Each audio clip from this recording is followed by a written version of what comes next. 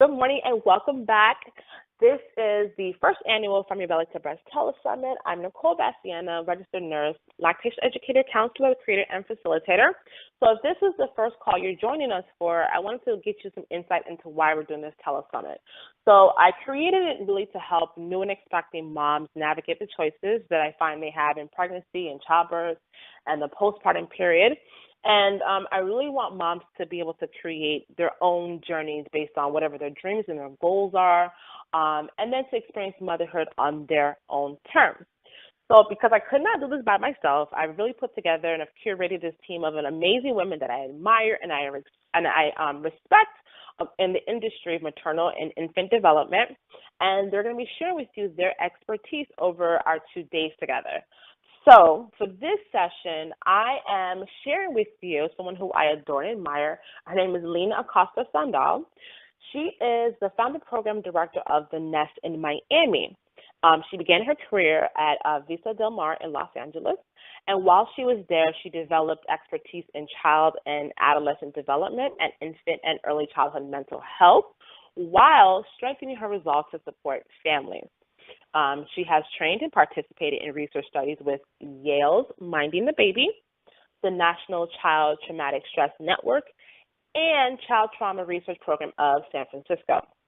In 2015, she was named Mujer Legendaria de Ford for her quality in her field. And I'm so excited to share with you today Lina in all her expertise, because I feel like this is an area that parents sometimes feel the most overwhelmed with and don't have the resources for. So Lina, thank you so much for joining us this morning. How are you? I'm good and honored to be asked to join. This is a wonderful, wonderful idea, and I love that parents can get the information that they need. Absolutely. Well, thank you. I hope they do. I hope that they're really able to tap into all the different sessions and really pull away something tangible that they can implement. And then not on top of that, but then have like the resources and they know where to go to get information should they need some more. So you've been working for some time with children, with adolescents. What really drove you to begin this line of work? I became a mother.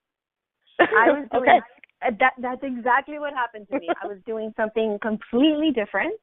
The other side of my brain, and I had my daughter in 2005, and I was scared.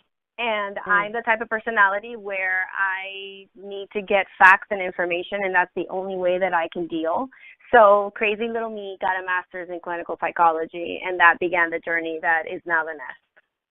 Okay. So blame it on my daughter and blame it on becoming a mother. I find that a couple of other speakers that I've spoken to already, that seems to be the trend, is kind of just like, I became a mom and I needed something and it wasn't there. So I started this journey to find out more and to also help other moms that are coming after me. So I find that to be like a trend. It seems to be what moves a lot of us to start a line of work. So you were in California for a while. I know you worked there with a number of organizations. When you came to Miami, what propelled you to start this movement? Because you're starting a movement and you started offering these services here in Miami. Like, what was the cause of that? I think that psychology and parenting and that the development and attachment and all that kind of good yummy stuff is really kind of far ahead on the West Coast. It's something that has been spoken about a lot, really because of the preschool movement, the Waldorf, the Reggio Emilias. They sort of started in California, and that prompted the universities to begin to study the movement of these changes in children and how we see children.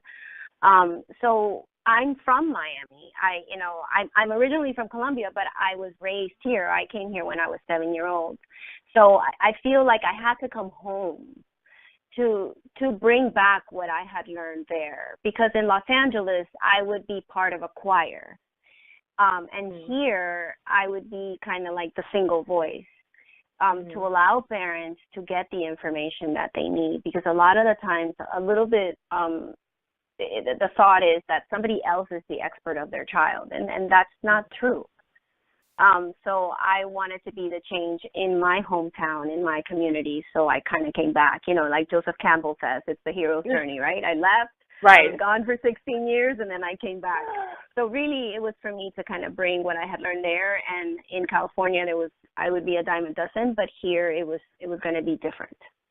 As you are, let me say, anyone who I speak with who raises any issue with it, whether it comes to mental health or development, I immediately automatically oh, you need to go to the nest. You really are. You are the light, the lighthouse. The top of the mountain ships coming in. Seriously, I refer everyone to the nest. I was you've got to go to the nest, meet her team, and see what it is that they're doing. And with that being said, can you explain how your groups work, how the couture, the sessions work? Because a lot of people are not familiar with this type of with these type of services. Perfect. So, the nest is kind of the answer to a lot of questions, and the primary answer is of parenting is hard. Period. End of story.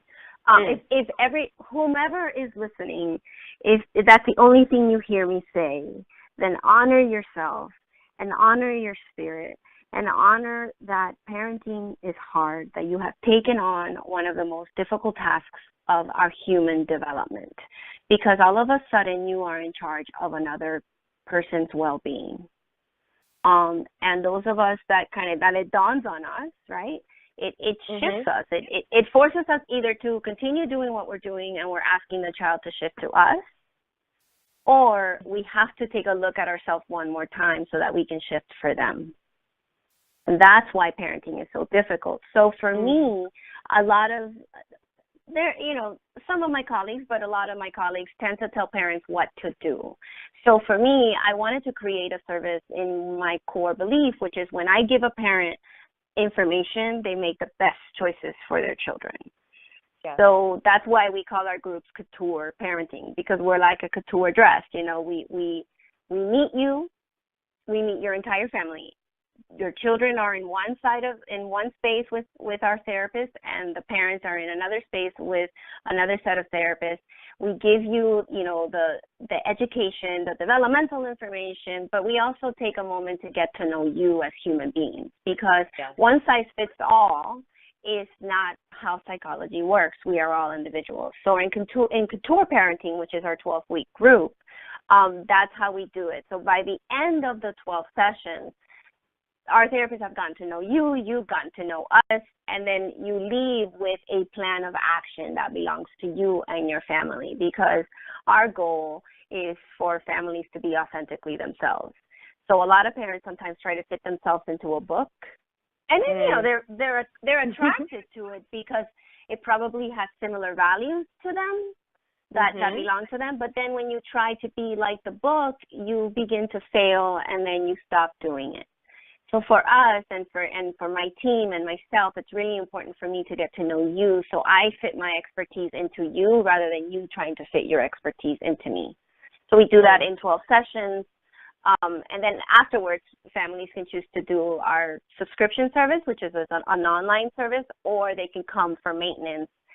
We have maintenance groups, and people come once a week, and they get together and they continue kind of this journey with us, so that they don't have to parent alone. Yes. So in regards to kind of parenting alone and what parents should expect, because a lot of our listeners, if they're not moms already, they're expecting. And as you said, parenting is hard. It's difficult. What should they kind of expect and look for year one, infancy, as far as growth and development and things like that? What's kind of the norm? The three, that's really broad. I know. Right. No, but we could break it down into three. The three primary markers, right? What we want a child to kind of have done by the end of their first year is to have a attachment to a primary caregiver and multiple caregivers. And, we hear that word a lot now. Attachment theory is a psychological model. Attachment parenting is a style of parenting based on the science of attachment theory. So what I mean by attachment is that in your first year, your child is learning whether or not they are safe in the world. And the way that they learn that is by constant response from a caregiver. So what I mean by constant response is not that you have to have them on top of you, but there's 3 ways to respond to your baby: voice, touch, hold. The first 4 months, hold them. When they call out to you, respond to them. They need you. Their nervous system needs you. They need to understand that when because let's think of a baby. They can't move. And if their back itches and they call out to you, they need assistance. Mm. And the way that they call out to you is either with a coo, which is sweet, but sometimes they wail. Maybe it's a really bad scratch, you know? Mm-hmm. And it's important to kind of keep that in mind. So they learn that attachment happens by the continual loving responses of a parent. By 9 months is the first time that your response may not be loving in their experience, but it's loving in your experience, because when they start crawling, they start getting into things. So boundary setting that's always when I tell parents, okay, here you go. 9 months, this is the time to boundary set. And sometimes, since you've been used to being the caregiver that's continually responding and making them feel better, that can feel bad, and that's probably the first time you feel like a lot of guilt, because you're setting a boundary and you recognize that not only are you making them feel better, but you're also the cause of the pain because they want to put their finger in the socket. But understand that that's part of attachment, and that's part of responding, and that's part of them knowing that you're secure. The other primary marker of baby's first year is mobility. And Babies R Us will be very angry with me, but tummy time, tummy time, tummy time, tummy time, tummy time, tummy time, tummy time. I know that all of you guys are getting baby showers and beautiful gifts from your friends and family, but if it were up to me, we would be giving pads and beautiful blankets so baby can be on their tummy the majority of the time, because we develop from head to toe, and the way that happens is when you put a baby on their tummy. So know that mobility is the gross motor and the fine motor marker that a baby needs to do by their first year. Not everybody walks by 12 months because it depends on the child. Remember, we are individuals, but everybody pulls up. Okay. And that happens with tummy time. And then the last marker is building the foundations. Hear me clearly, everybody. The foundations of sleep patterns. It's an urban myth. Yes. It's an urban myth that babies sleep through the night. Babies sleeping through the night is 5 consecutive hours of sleep. That's it. If your baby is sleeping from, 8 to midnight, that's sleeping through the night. And then they wake up again because they're learning their sleep patterns. So sleep is one more thing that we do as parents, that we're both the nurturer as well as the person that's bringing them discomfort at the same time. That's reason 285 why parenting is so difficult, because we have to hold both of those things. We're the healer as well as the cause of the sadness. And so the sleep pattern is the first time that a parent teaches a child of self-care. And self-care meaning in helping them learn to go back to sleep, because we all wake up, but somewhere along our trajectory of development, we learn to move, shift, and put ourselves back to sleep. So those are the 3 markers: attachment, mobility, and building foundations of sleep patterns. It is normative for children up to the age of 3 to wake up 3 times a night. Okay. So there's also urban myths out there about sleep. Yes, and I'm getting to that one. I am, because as the lactation counselor and dealing with, on both sides, moms that want to exclusively breastfeed, moms that do both, moms that bottle feed, that's kind of like always the question I get, and especially with breastfeeding moms, because those babies tend to eat a lot more often. The question kind of always is, when can my baby start sleeping through the night? When can I start sleep training? And I knew I was always against it. It's just like the cry it out method and things like that, but I did not know the psychology and the developmental reason behind it until you explained to me why it works, but the traumatic reason why that works. So can you kind of tell our listeners, developmentally wise, what's a good age, or when can babies officially start sleeping through the night, as you said, 5 hours? And if they're doing other methods like cry it out, how does that affect them developmentally? Right. So up until last year, as a professional that, I use research to give information to parents, I was really not allowed to say that the cry it out method. And cry it out means that you don't go to your child when they're crying when they wake up at night at all. It's not because there's different methods like Ferber, I forget the other one. It's interesting that I forget the names of the training tools. That's a Freud moment. I forget. Freudian slip. But when you let a baby cry it out, they're not falling asleep. They are passing out. What do I mean by that? If all of us are in a van and we are in a car accident, our brain will black us out because of the pain and the trauma of what just happened. So the baby's brain gets flooded with cortisol, which is the stress.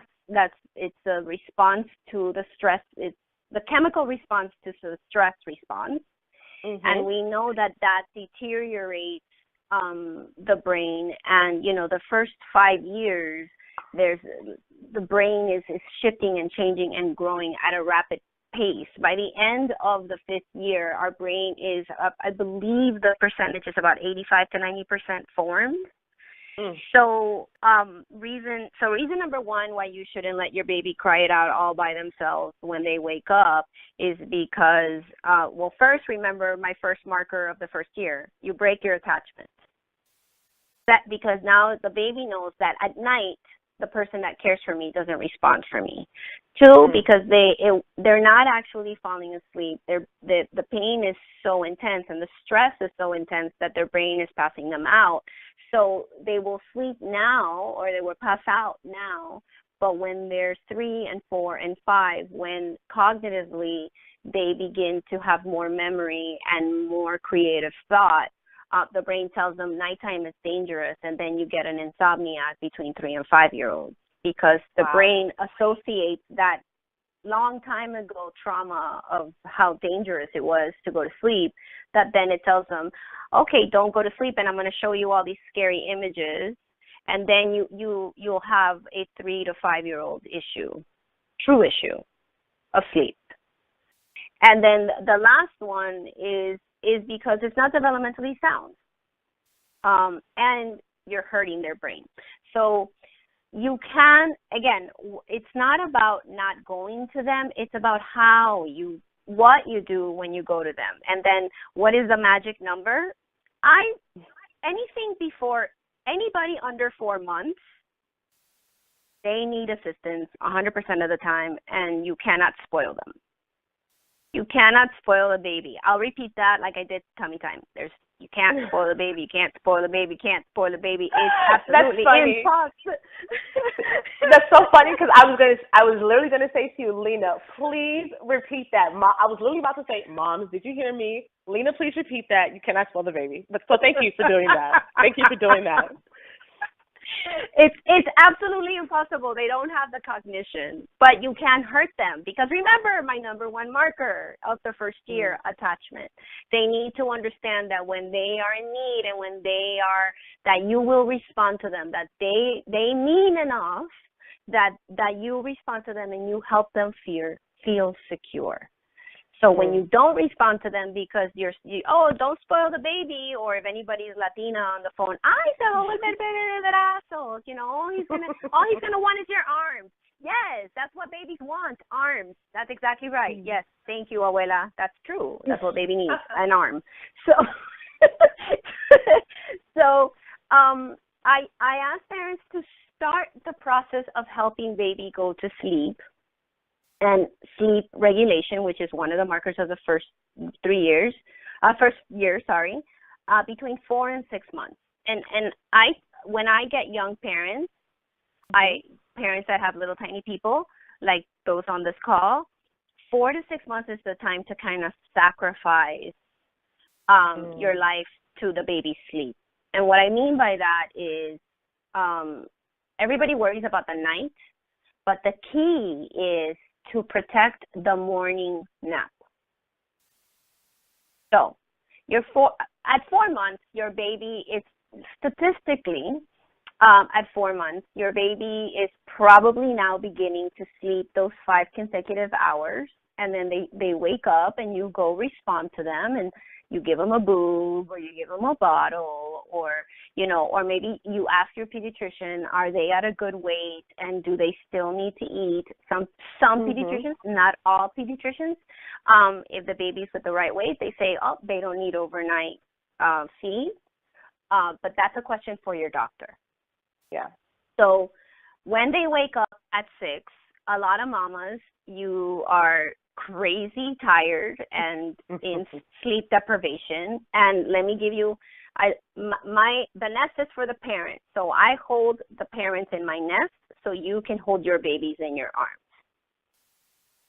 And I'm going to hold you right now, mamas, those of you that are sleep deprived. Please remember that we use sleep deprivation as a way to for criminals of war to torture them.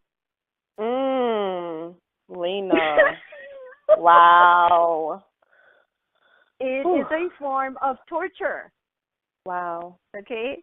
So sleep deprivation in adults creates mood swings, loss of memory, and most of you are craving your favorite carb. Me, I crave potato chips. That's what my brain goes, go eat a potato chip, because that's my favorite carb, right? But it's because carb is fast fuel, and your brain is telling you, go eat the rice, go eat the Cuban bread, go eat the potato chip, because you're not sleeping and you need to fuel me, because the way that we fuel the brain is with sleep. So please, please, please know that that's why when your baby wakes up at 6 o'clock in the morning, you want to die and you put him on your boob and you force him to go back to sleep. Yes. I remember. Right? Everybody. Yes. So if you have a partner or you have a grandma or you have somebody that has slept, hand the baby to them and have them overstimulate the baby. What do I mean by that? Take them outside, give them sun, sing them the Itsy Bitsy Spider or your favorite song that's on the radio. Give them breakfast, dress them, play with them, stimulate them, and 2.5 to 3 hours after you've done that, put them in the crib or the bed that you want your baby to sleep in for their morning nap. Your morning nap is sacred.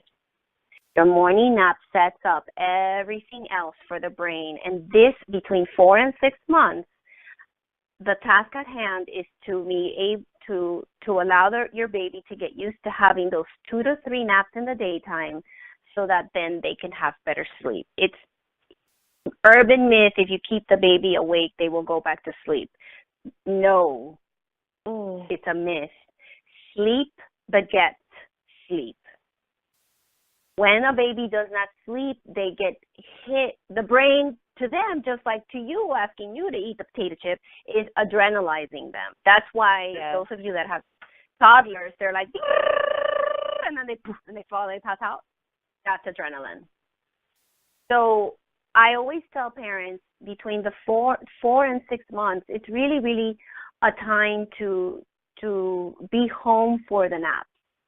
And statistically, Dr. Mike Weisbluth is kind of the guy that has obsessively been researching sleep.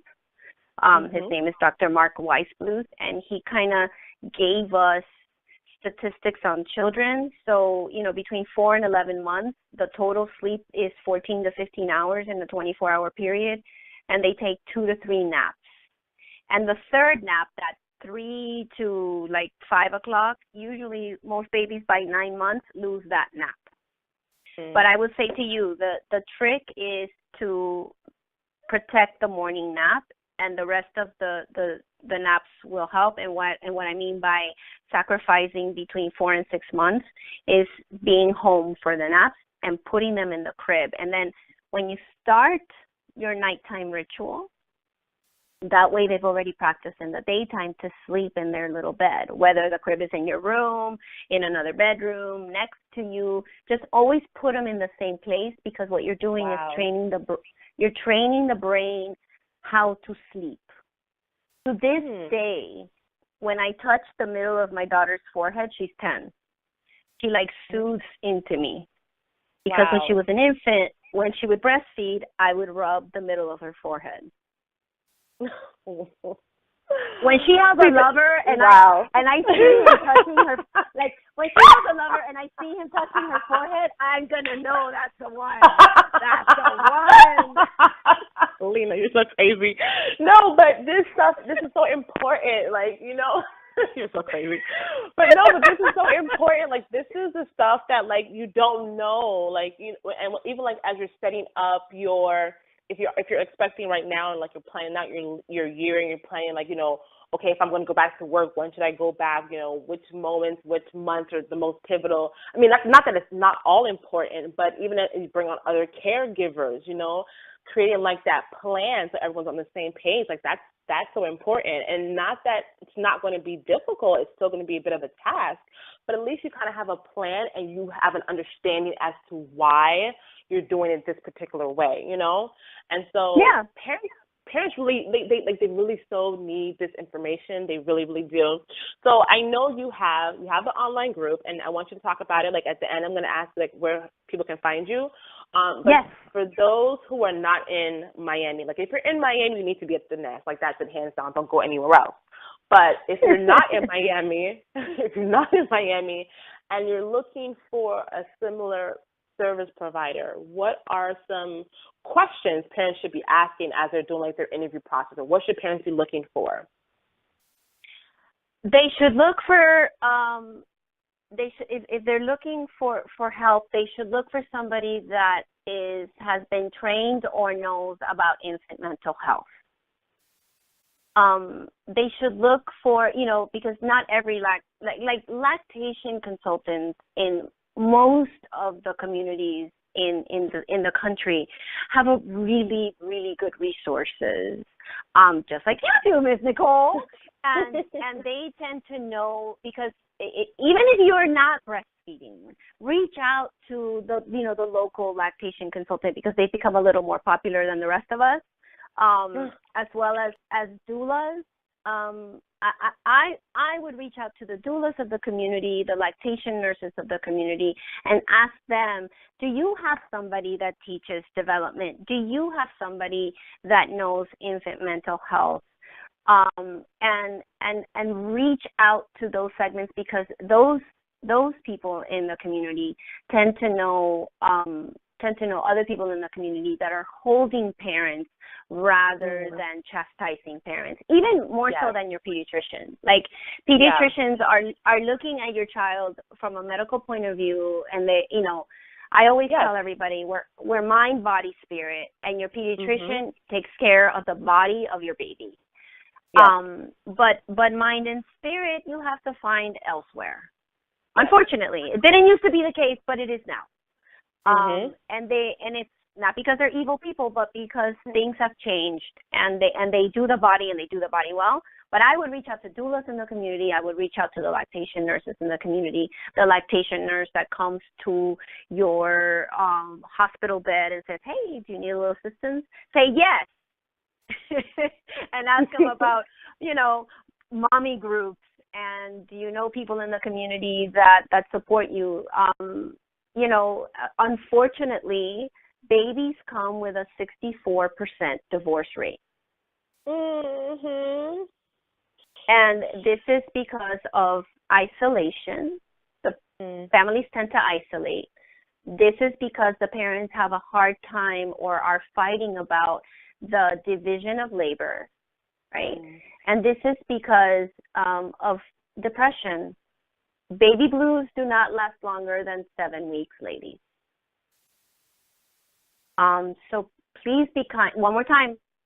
7 weeks. Hold yourself and be kind to yourself at 7 weeks. If you're still not 100%, if you are overly frightened about your baby, if you find yourself, just not being you, seek out assistance.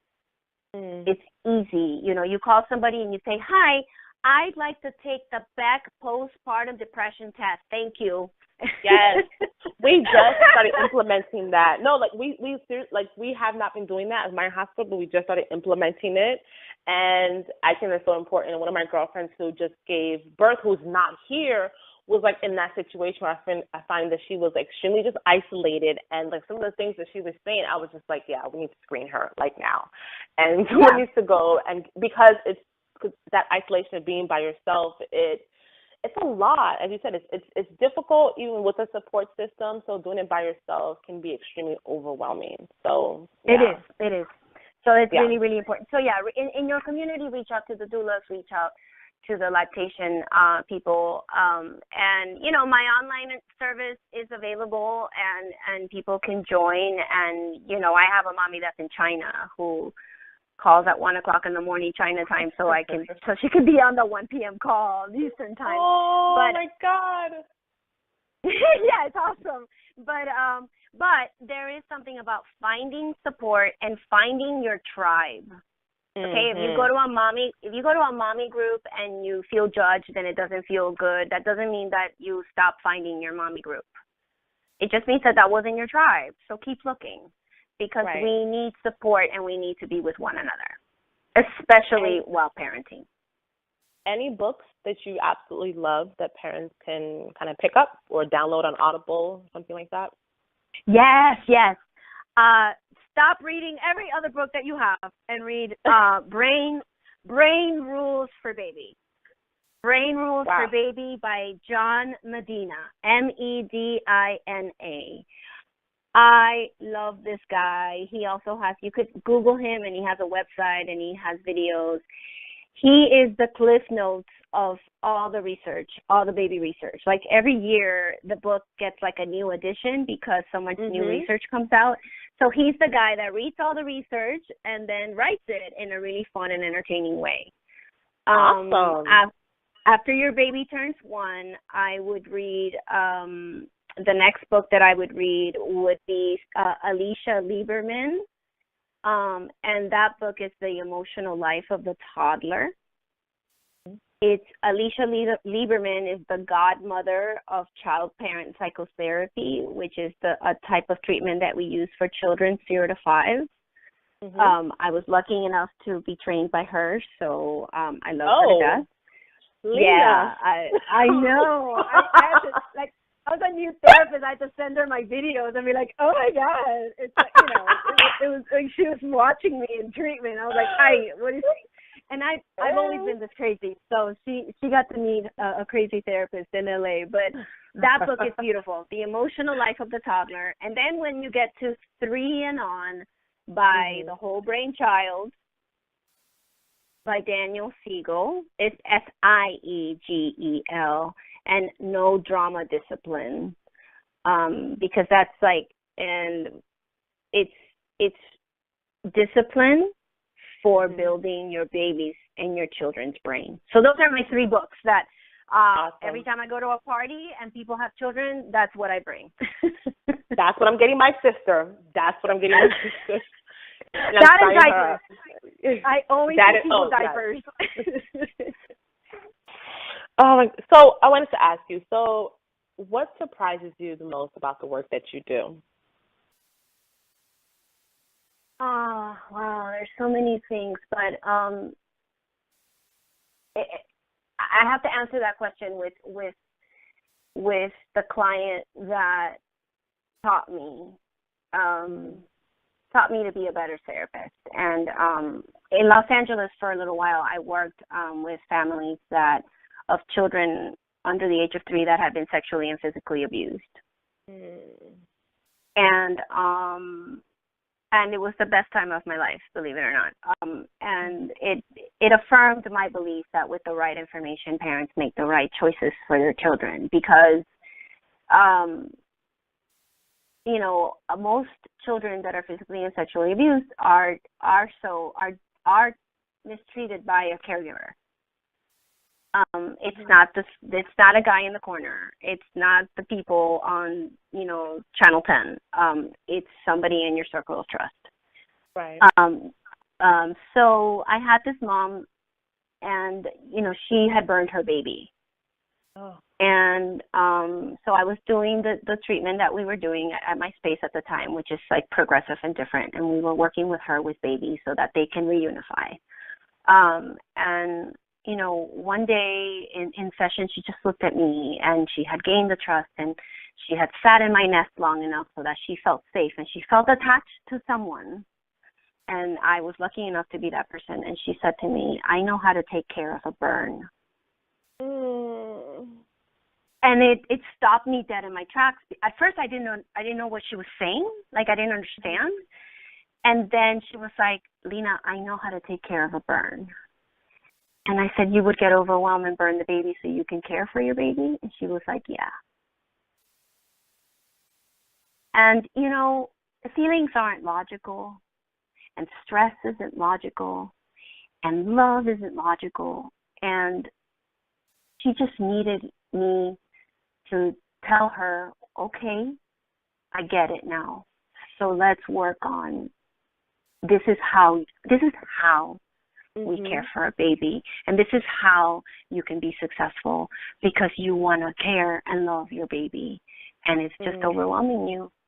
And that's, no matter who you are, and no matter what I know, what surprises me is that people forget that they have that love and they have that compassion within them. But then when I remind them every time, it's a beautiful miracle. Because we have it. We're born compassionate and loving. Yeah. We all are.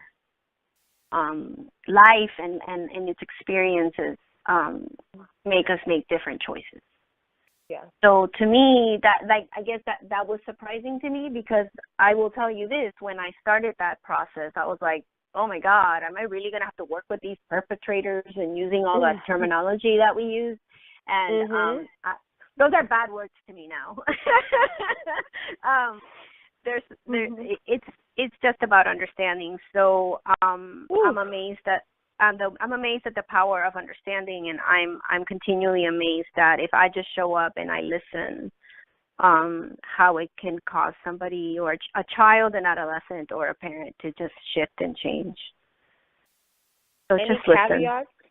Any caveats, like any takeaways, like if you could give a new parent, like they just left the hospital, they just left the birth center, they're taking that new bundle of joy home. Any caveats, like one takeaway message for that new mom? Be gentle with yourself. Understand that you are 2 days old, or 3 days old, or 4 days old as a parent, and you can't possibly know what somebody that has an 18-year-old understands, because she's an 18-year-old mom, and the one that has a 30-year-old is a 30-year-old mommy. You're only a 2-year-old mommy. However, I didn't say these. T. Barry Brazelton said this. He's like an awesome pediatrician in Boston. You are the expert on your child. Wow. I have expertise on children, but I am not the expert on a new mommy's baby. She is. So trust your gut. And sometimes to trust your gut, you need to get the facts. Because sometimes your gut is telling you something, but you question yourself. So go ahead and get the information, but check back in with your gut after you get the information. I think that's extremely important. How can our listeners, like if they want to reach out to you, they want to find you, they want more resources, how can they find you, Lina, and find the nest?